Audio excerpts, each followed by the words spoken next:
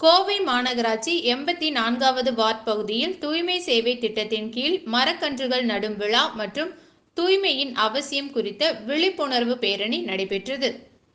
ஸ்வச்சதா ஹி சேவா எனும் தூய்மை இந்தியா திட்டத்தின் கீழ் பொதுமக்கள் வசிக்கும் இடங்களை தூய்மையாக வைப்பதன் அவசியம் குறித்து தமிழகத்தில் பல்வேறு விழிப்புணர்வு நிகழ்ச்சிகள் நடைபெற்று வருகின்றன. இதன் ஒரு பகுதியாக கோவை மாநகராட்சி 84வது வார்டு பகுதியில் தூய்மையே சேவை எனும் விழிப்புணர்வு பேரணி மற்றும் மரக்கன்றுகள் நடும் விழா நடைபெற்றது.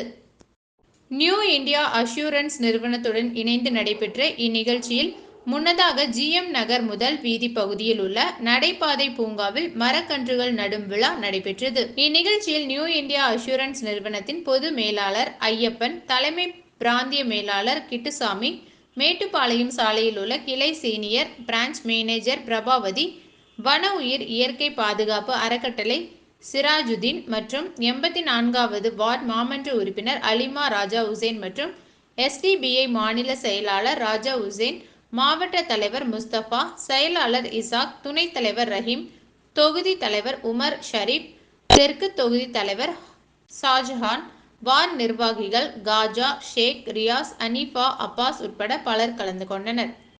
நியூ இந்தியா அஷூரன்ஸ் தூய்மை பாரதம் கமிட்டி சார்பாக தூய்மை இந்தியாவை உருவாக்குறதுக்காக நம்மளுடைய 84வது வார்டில் இந்த பணியை துவங்குறாங்க. அதற்கு நாங்கள் கவுன்சிலர் சார்பாக SDBI கட்சியின் மூலமாக எங்களுடைய சப்போர்ட்டை முழு ஒத்துழைப்பை நாங்கள் கொடுக்குறோம்.